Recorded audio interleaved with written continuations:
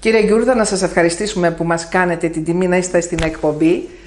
Αλλά πλέον θα σας βρίσκουμε και εδώ, στη Λάρισα. Στο Ιατρικό Κέντρο Θεσσαλίας. Στη Γενική Κλινική Θεσσαλία, που βρίσκεται στη Διόπολη Λάρισσας. Οπότε όλοι οι Θεσσαλοί και γενικότερα οι πολίτες της Κεντρικής Ελλάδος μπορούν να σας βρίσκουν και εδώ. Μας έλυσε ένα μεγάλο πρόβλημα, να ξέρετε. Το πρόβλημα μας έλυσε ότι η Γενική Κλινική Θεσσαλίας είναι ένα πληρέστατο νοσοκομείο. Εγώ μπορώ να πω, όταν το είδα το νοσοκομείο αυτό και συνεργάστηκα, λέω μακάρι είχαμε και στην Αθήνα τέτοιες κλινικές. Είναι μια εξαιρετική κλινική που δεν της λείπει τίποτα, με εξαιρετικό επιστημονικό προσωπικό, χειρουργία που δεν μπορείτε να φανταστείτε για τι επίπεδο. Είναι ένα επίπεδο αμερικανικής κλινικής, έτσι. Ό,τι πιο σύγχρονο υπάρχει, εξαιρετικό επιστημονικό δυναμικό και καλύπτει όλη τη Θεσσαλία. Φανταστείτε Τρίκαλα, Καρδίτσα, Κατερίνη, Λαμία, Βόλο, πόλεις που σε 45 λεπτά είναι στη Γενική Κλινική Θεσσαλίας, γιατί τι καλό έχει, είναι εκτός Λάρισσας και πολύ εύκολα προσβάσιμο. Είναι πολύ σημαντικό το ότι έχουμε στην περιοχή μας τη Γενική Κλινική Θεσσαλία, αλλά και εσάς πλέον που για οποιοδήποτε πρόβλημα έχουμε που άπτεται της ειδικότητάς σας, θα σας βρίσκουμε εδώ μαζί με την ομάδα σας. Αυτό δεν σας κρύβω ότι θα κάνουμε πολλά πράγματα. Θα κάνουμε βαριατρική χειρουργική, θα κάνουμε χειρουργική παλιδρόμηση ισοφάγου στομάχου, θα κάνουμε κύλες, σχολές, όλη την γκάμα της γενικής χειρουργικής, αλλά με ό,τι πιο σύγχρονη τεχνική υπάρχει. Θα αναφερθούμε σήμερα για τους σύγχρονους τρόπους αντιμετώπισης ενός καυτού θέματος, κύριε Γκιούρδα, της παχυσαρκίας. Πώς θα την αντιμετωπίσουμε? Χαρακτηρίζεται ως η μάστιγα του αιώνα. Ίσως δεν έχουμε συνειδητοποιήσει την σοβαρότητα αυτής της πάθησης, τον κίνδυνο, και πολλές φορές μπερδευόμαστε ανάμεσα στο τι είναι υπέρβαρος και το τι είναι παχύσαρκος. Να σας πω, κοιτάξτε, οι κοινωνίες οι δυτικές είναι πάρα πολύ επίοικοι στο θέμα του βάρους. Δηλαδή, θα σας πω, ο Ευρωπαίος που εμείς τον λέμε κανονικό, στην Ιαπωνία όταν θα περπατάει τον λένε ένας χοντρός. Γιατί οι δυτικές κοινωνίες είναι παχύσαρκες. Αυτό που εσείς καμιά φορά λέτε είναι κανονικός. Το αν πάτε στην Ιαπωνία, θα πούνε, δεν είστε ένα χοντρό κύριο που προχωράει. Και είμαστε κάκιστα επίοικοι, γιατί εγώ δεν αναφέρομαι στο αισθητικό. Και ποτέ δεν με νοιάζει το αισθητικό. Εγώ όταν χειρουργώ έναν παχύσαρκο, ούτε καν αναφέρομαι στο αισθητικό. Αναφέρομαι στα φοβερά προβλήματα υγείας που έχει. Κοινός παρανομαστής η παχυσαρκία για πολλές ασθένειες. Για όλες. Για όλες. Από το έμφραγμα μέχρι και τον καρκίνο, η παχυσαρκία παίζει το ρόλο του. Μια γυναίκα, για να καταλάβετε, με ένα BMI πάνω από 35, δηλαδή μια κοπέλα 1,65, 88 κιλά, έχει 10 φορές παραπάνω πιθανότητες να κάνει καρκίνο του μαστού από μια κοπέλα 1,65-58 κιλά. Αυτό μόνο σας εντυπωσιακό. Σας το λέω. Μπορεί το λιπόδες ύπαρ να είναι η αιτία που κάποιος παίρνει βάρος? Μόνο είναι η αιτία αυτή. Κάτι που θέλω να ξεκαθαρίσω στους θεατές σας, ότι δεν υπάρχει πια η λέξη παχυσαρκία. Υπάρχει η λέξη μεταβολικό σύνδρομο. Πού οφείλεται η παχυσαρκία? Άλλος λέει το κληρονομικό, άλλος λέει το θηροειδής, άλλος λέει η διατροφή. Τίποτα από αυτά δεν ισχύει. Μία αιτία έχει παχυσαρκία. Το μεταβολικό σύνδρομο. Η λιπόδης διήθηση του ύπατος, κοινώς το μεταβολικό σύνδρομο. Και μάλιστα δεν σας κρύβω ότι τώρα πια έχει ονομαστεί και σαν σύνδρομο. Και το σύνδρομο αυτό λέγεται NAFLD. NAFLD σημαίνει στα αγγλικά Non-Alcoholic Fatty Liver Disease. Δηλαδή λιπόδης νόσος του ύπατος μη αλκοολικής αιτιολογίας. Για πολλά χρόνια ο κόσμος πίστευε ότι το λίπος στο σκότι οφείλεται στο αλκοόλ. Μεγάλος μύθος. Το λίπος στο σκότι οφείλεται στο ψωμί, στα ρύζια, στα μαχαρόνια και στα γλυκά. Αυτό, όταν χαλάει στο σηκώτη, χαλάει ο μεταβολισμός και είναι τελειωμένη και η υπόθεση παχυσαρκίας. Δηλαδή, οι βασικοί παράγοντες κινδύνου είναι αυτοί που προαναφέρατε. Η αιτία της παχυσαρκίας είναι το λίπος στο σηκώτη. Το λίπος στο σηκώτη μπαίνει από τους υδατάνθρακες και όχι από το λίπος του κρέατος. Αν τρώτε 3 κιλά αρνί την ημέρα, δεν θα βάλετε ποτέ λίπος στο σηκώτη. Αν τρώτε μια φρατζόλα ψωμί την ημέρα, το σηκώτη σας θα διαλυθεί σε πολύ γρήγορο χρόνο. Όταν λοιπόν μπει λίπος στο σηκώτη, μπλοκάρει την ινσουλίνη, μπαίνει σε μεταβολικό σύνδρομο και αρχίζει και παχαίνεις χωρίς επιστροφή. Και το σηκώτη δεν περνάει καλά. Αυτό είναι και ένα χαλασμένο σηκώτη. Για να σου το πω απλά λαϊκά. Το σηκώτη είναι το καρμπυρατέρ της μηχανής. Αν το καρμπυρατέρ γεμίσει λάσπη, τερμάτισε και η μηχανή. Σωστά. Botox. Μία εφαρμογή για πολλές παθήσεις. Όμως σήμερα θα θέλαμε να μάθουμε από εσάς γαστρικό Botox. Ακριβώς ποια είναι η εφαρμογή σε ό,τι αφορά την αντιμετώπιση της παχυσαρκίας, μια επαναστατική μέθοδος, το γαστρικό Botox. Το Botox είναι για τους υπέρβαρους. Δεν είναι την παχυσαρκία. Έχει φτιαχτεί για τους υπέρβαρους. Δηλαδή, μία κοπέλα 1,65, 75 κιλά. Είναι υπέρβαρα.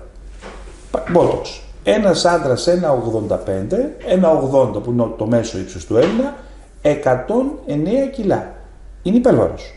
Το Botox λοιπόν γίνεται εδώ, στη Γενική Κλινική Θεσσαλίας, στο χειρουργείο, με γαστροσκόπηση, όχι με χειρουργική επέμβαση, με μία μεικτή ομάδα χειρουργού και γαστρεντερολόγου, γίνεται με γαστροσκόπηση, βάζουμε Botox στο στομάχι, διαρκεί 25 λεπτά, ο ασθενής φεύγει, πάει σπίτι του, πάει στη δουλειά του την άλλη μέρα, δηλαδή έρχεται από τη δουλειά του, το κάνει και την άλλη μέρα πάει στη δουλειά του, άρα έχει μηδενική νοσηρότητα. Δηλαδή, παραμένει στην κλινική καθόλου. Αποχή από την εργασία καθόλου. Πόνο καθόλου. Πώς το αισθάνεται, μια γαστροσκόπηση. Τι του προσφέρει το Botox το γαστρικό? 3 σοβαρά πράγματα. Κόβει την πείνα. Μειώνει τον κορεσμό, χορτάει με λίγα φαγητά και ανέχεται την λήψη υδατανθρακών. Δηλαδή, για να το καταλάβουμε, γιατρέ, μαζί με όλους τους τηλεθεατές της εκπομπής, αισθανόμαστε ότι έχουμε πάντα ένα γεμάτο στομάχι. Το Botox. Δεν πεινάμε τόσο πολύ. Αισθανόμαστε ότι έχουμε φάει. Θα σας πω γρήγορα την ιστορία του Botox. 10 δευτερόλεπτα. Το Botox δεν είναι πρώτη φορά που χρησιμοποιείται στο πεπτικό. Το Botox το χρησιμοποιούν οι γαστρεντερολόγοι σε παθήσεις του ισοφάγου. Όταν κάποιος έχει αχαλασία του ισοφάγου και δεν μπορεί να καταπιεί, κάνει Botox. Το Botox το χρησιμοποιούν οι πλαστικοί χειρουργοί και θα μου πεις τι σχέση έχει το Botox των πλαστικών με το πεπτικό. Όμως το Botox, σας πληροφορώ, είναι από τα φάρμακα που χρησιμοποιούν οι γαστροεντερολόγοι εδώ και χρόνια, πάρα πολλά χρόνια στο πεπτικό, στο θέμα του ισοφάγου. Οπότε πήγαμε ένα βήμα πιο κάτω. Δέστε ποια είναι η λογική του Botox. Κάνω Botox εγώ σε μια ασθενή. Το Botox τι κάνει? Παραλύει το στομάχι. Τι κάνει το στομάχι όταν παραλύσει? Φουσκώνει. Μένει μόνιμα φουσκωμένο. Άρα ξέρετε ποιο είναι το αίσθημα του ασθενούς? Αισθάνεται μόνιμο κορεσμό. Μάλιστα ο ασθενής το περιγράφει. Αισθάνομαι, γιατρέ, ότι μόνιμα ότι σηκώθηκα από το τραπέζι. Και έτσι, έχοντας το στομάχι φουσκωμένο, αισθάνεται κορεσμό, τρώει λίγο, πιέζεται ο θόλος του στομάχου, που είναι το κέντρο της πείνας, κόβει και την πείνα, και εμείς μάλιστα κάνουμε μια παραλλαγή, δεν κάνουμε γαστρικό Botox μόνο, κάνουμε γαστρεντερικό Botox. Δηλαδή βάζουμε και στον πυλωρό, οπότε το στομάχι είναι ανοιχτή η πόρτα κάτω, αδειάζει γρήγορα και έτσι έχει μεγαλύτερη ανοχή στα γλυκά. Γενική αναισθησία. Γενική αναισθησία πάντα, αλλά ελαφρά γενική αναισθησία, όπου ο ασθενής ξυπνάει και φεύγει. Δεν χρειάζεται νοσηλεία. Γιατί χρειάζεται γενική αναισθησία? Διότι θέλω να είστε βεβαία ότι το Botox για να πετύχει πρέπει να γίνει με τον ασθενή σε απόλυτη ακινησία. Δεν υπάρχει περίπτωση άνθρωπος να κάνει γαστροσκόπηση με απλή μέθη και να κάτσει ήσυχος. Ο μέσος άνθρωπος που κάνει γαστροσκόπηση κάνει μέθη. Μάλιστα. Όταν ξυπνάει, δεν θυμάται. Αν όμως τον παρακολουθήσετε τη διαδικασία της γαστροσκόπησης, κουνιέται ολόκληρος. Δεν είναι λοιπόν δυνατόν να πας να βάλεις Botox που πρέπει να πιάσει στο χιλιοστό το μυϊκό χιτόν του στομάχου και να έχεις ένα ασθενή που να κουνιέται. Γι' αυτό η γενική αναισθησία είναι ελαφριά, ακίνδυνη, γρήγορη και με επαναφορά στη δουλειά του άμεσα. Τυχόν επιπλοκές? Το Botox δεν έχει επιπλοκές υπό την προϋπόθεση ότι γίνεται από χειρουργό βαριατρικό με εμπειρία. Διότι αν δεν υπάρχει αυτή η εμπειρία και στο Botox, όπως και σε κάθε τεχνική, η επιπλοκή που μπορεί να γίνει είναι σε μία μειωμένη χορήγηση ή λάθος χορήγηση να μην έχει καμία δράση απολύτως. Δηλαδή αν γίνει από έναν άπειρο γιατρό και δεν μπει το Botox στα σωστά σημεία, ο ασθενής δεν θα καταλάβει τίποτα και θα συνεχίσει να πεινάει και να τρώει κανονικά. Ισχύει, γιατρέ, για κάποια χρονική περίοδο? 4 μήνες. Για 4 με 5 μήνες εμείς βάζουμε. Και γιατί απώλεια κιλών μιλάμε? Ποιος είναι ο στόχος του Botox? στο Botox πρέπει να χάσει ο ασθενής 10 κιλά ενδοσπλαχνικό λίπος, δηλαδή λίπος από το σηκώτη, από το σπλήνα, από τους νεφρούς, από το μεσεντέριο, από τις οοθήκες, να φύγει το λίπος μέσα. Ξέρετε ποιο είναι το πρόβλημα? Το μεγάλο πρόβλημα είναι το λίπος στα σπλάχνα. Δεν είναι το λίπος στα μπούτι, ούτε το λίπος στη γάμπα, ούτε το λίπος στο μαστό. Στα σπλάχνα. Αν δεν φύγει το λίπος από τα σπλάχνα μέσα, κάνουμε μια τρύπα στο νερό. Θέλω λοιπόν να χάσει 10 κιλά ενδοσπλαχνικό λίπος, που σημαίνει 15 κιλά βάρος. Συν νερό, συν μυϊκή μάζα. Ξέρετε τι προσφέρει αυτό το ενδοσπλαχνικό λίπος? Ότι ο άλλος έρχεται με ζαχαρόδι διαβήτη, κάνει Botox και θεραπεύεται από το ζαχαρόδι διαβήτη. Ένας άλλος έρχεται με υπέρταση, κάνει Botox και σταματάει τα φάρμακα της υπερτάσεως. Ένας άλλος κύριος ροχαλίζει το βράδυ, έχει άπνοιες, ξυπνάει πιο κουρασμένος από ό,τι κοιμάται, κάνει Botox και κοιμάται σαν άνθρωπος και διαπιστώνει ότι κοιμάται 5 ώρες και σαν έχει κοιμηθεί 50. Και ένας άλλος κύριος έχει κολπική μαρμαριγή, έχει αριθμία στην καρδιά, η καρδιά του ζορίζεται, κάνει Botox και απαλλάσσει τα πολλά. Αυτό είναι το Botox. Το Botox δεν το κάνει να σωρώσει στην παραλία. Το Botox το κάνει για να αντιμετωπίσει το ζαχαρόδι διαβήτη, την πίεση, την άπνοια, τις καρδιακές αριθμίες, το σκελετό. Δηλαδή, εσείς τι θεωρείτε, 15 κιλά για τα γόνατα, ξέρετε τι σημαίνει αυτό? Θέλω να σας το πω σε νούμερα. Το γόνατό μας σηκώνει 5 φορές το βάρος μας. 15 κιλά σημαίνει ότι σε κάθε σκαλοπάτι σηκώνει ένας άνθρωπος 60 κιλά. Η μέση μας σηκώνει 10 φορές το βάρος μας. 15 κιλά σημαίνει 150 κιλά σε κάθε σκύψιμο. Άρα μοιραία οι αρθρώσεις τελειθούν. Και κάτι τελευταίο. 10 κιλά ενδοσπλαχνικό λίπος για μια κοπελίτσα σημαίνει ότι έχοντας η κοπέλα προβλήματα στην περίοδό της και με διαταραχή φυσικά το να συλλάβει και με διαταραχή το να γεννήσει, με τον Botox γίνεται μια φυσιολογική γυναίκα γυναικολογικά με κύκλο κάθε 28 ημέρες. Άρα λοιπόν με το γαστρικό Botox, χωρίς χειρουργείο, ταχύτατα, χάνεις 15 κιλά βάρος, το οποίο κάνει τη διαφορά στο θέμα της υγείας. Η πίεσή μας καμιά φορά, βλέπετε ανθρώπους που λένε έχω 15 πίεση, χάνουν 4 κιλά και πέφτει πίεση. Και πέφτει πίεση αμέσως. Συνεπώς, κλείνοντας, τι μας συστήνεται όταν έχουμε πρόβλημα, είτε είμαστε με λίγα ή περισσότερα κιλά, αλλά ο καθένας μας εντάσσεται στους υπέρβαρους και όχι στους παχύσαρκους. Ναι, όμως η παχύσαρκη είναι μεγάλο πρόβλημα που όμως δεν είναι τόσο πολύ το Botox.